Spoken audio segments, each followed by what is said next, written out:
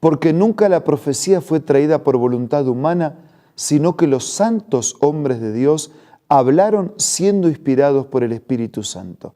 Es en esta premisa que nos convocamos diariamente para ser reavivados por la palabra del Señor.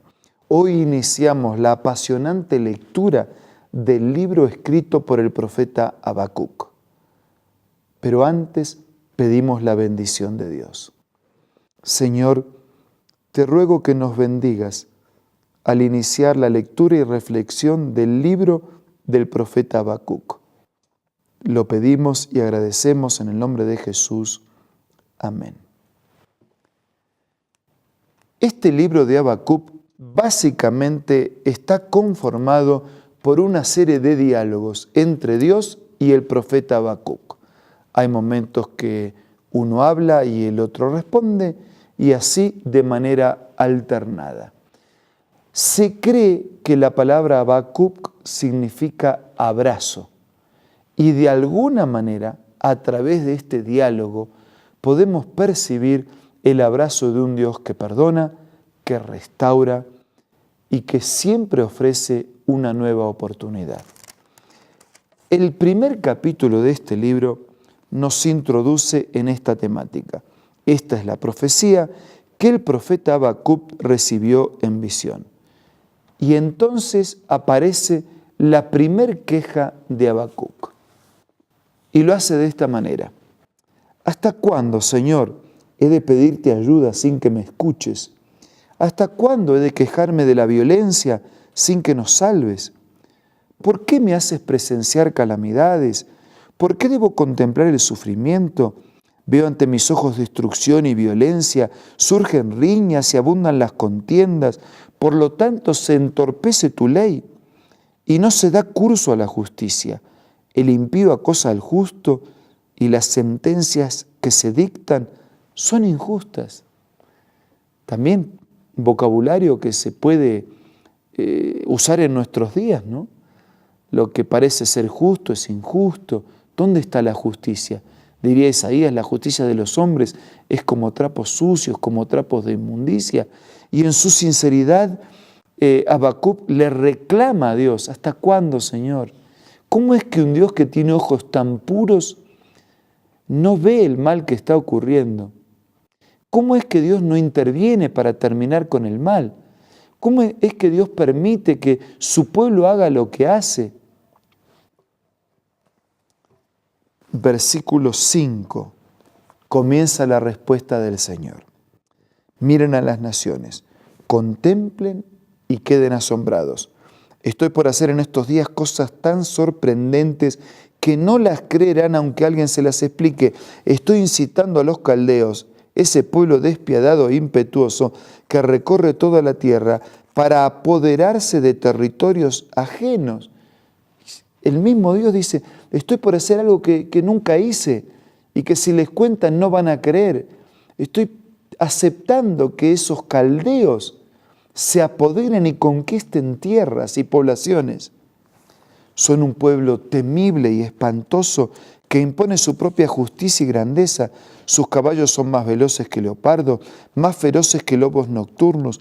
Su caballería se lanza a todo galope, sus jinetes vienen de muy lejos. Caen como buitres sobre su presa, vienen en son de violencia, avanzan sus hordas como el viento del desierto, hacen prisioneros como quien recoge arena, ridiculizan a los reyes, se burlan de los gobernantes, se ríen de toda ciudad amurallada, pues construyen terraplenes y las toman. Y Dios mismo enumera características de una conducta impiadosa en esos pueblos, pero como que el Señor permitiría que sigan conquistando tierras y poblaciones. Versículo 11. Son un viento que a su paso arrasa todo y su pecado es hacer de su fuerza un Dios. ¿Y cómo es que Dios pareciera que termina desechando a su pueblo y aceptando a pueblos corruptos? ¿Cómo es que Dios pareciera que deja de lado a su pueblo, que lo conoce y que ha convivido con él, para aceptar a otros pueblos que permanentemente lo han rechazado? comienza en el versículo 12 la segunda queja de Habacuc. Señor, yo sé que tú existes desde la eternidad. Yo sé que tú eres santo e inmortal. O sea, Habacuc reconoce la santidad, la inmortalidad de Dios y la justicia de Dios. Tú, Señor, los has puesto para hacer justicia. Tú, mi roca, los has puesto para ejecutar tu castigo.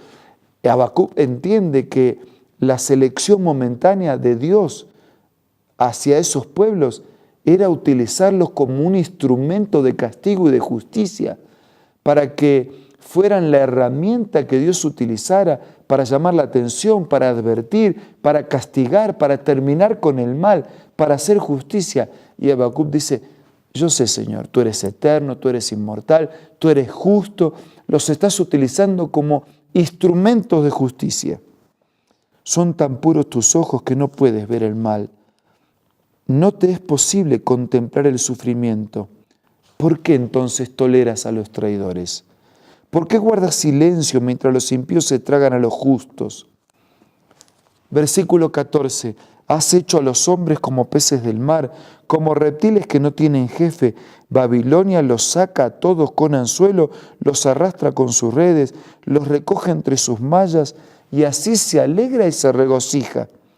Por lo tanto, ofrecen sacrificios a sus redes y queman incienso a sus mallas, pues gracias a sus redes su porción es sabrosa y su comida es suculenta. Continuará vaciando sus redes y matando sin piedad a las naciones.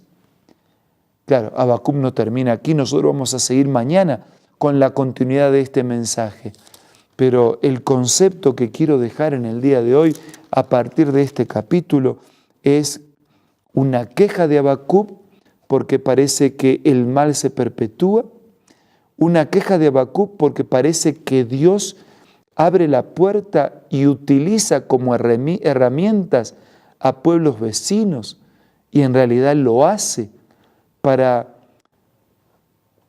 no solo para desanimar, porque Dios no trabaja para desanimar, Dios trabaja para animar, lo hace para amonestar, para prevenir, para castigar, para aplicar justicia, para eso lo hace. Y Habacuc ya reconoce que esa acción que el mismo Dios caratula de extraña y sorprendente debe ser aceptada porque Dios es inmortal, porque Dios es santo, porque Dios es justo y porque lo que hace a través de su providencia, aún lo que no entendemos, tiene como destino llamar la atención, sacudir, para que a tiempo reaccionemos y lo que no pudo hacer el viento apacible, lo logre la tormenta grande y la tempestad inmensa. Amigos, no esperemos los vientos huracanados ni la tempestad inmensa para escuchar la voz de Dios hablando a nuestra vida y ofreciéndonos una oportunidad. En la paz, en la calma, en la voz tranquila, en la apacible lectura de la Escritura, en un mensaje que advierte y que anticipa las consecuencias de una elección, percibamos el amor, la santidad, la justicia, la inmortalidad de Dios y su propósito de habernos creado para compartir con Él una vida para siempre. Hablemos entonces ahora con Él a través de la oración.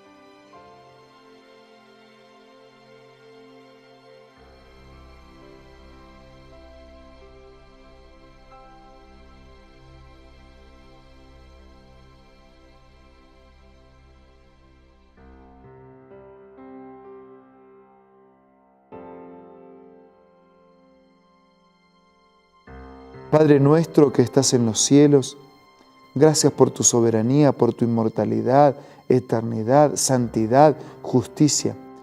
Gracias porque aún en esas extrañas obras de utilizar instrumentos extraños y ajenos que nos llamen la atención, que nos amonesten, que nos adviertan, que nos hagan llegar tu castigo, tu justicia, aún eso lo haces, lo permites para encauzar, para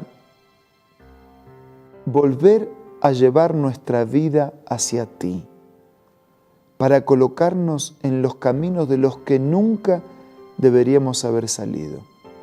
Señor, ayúdanos a escuchar tu voz apacible en medio del clima tranquilo, para que no necesitemos escucharla en medio de la tormenta y de la tempestad cuando ya sea demasiado tarde. Bendice a todos nuestros amigos, a todos nuestros hermanos. Te pido y te agradezco en el nombre de Jesús. Amén. Muchas gracias por su compañía permanente. Que la lectura de la Biblia siga desafiándonos en la búsqueda permanente de la bendición de Dios, de la salvación y de la eternidad. Nos reencontramos mañana para seguir siendo reavivados por su palabra.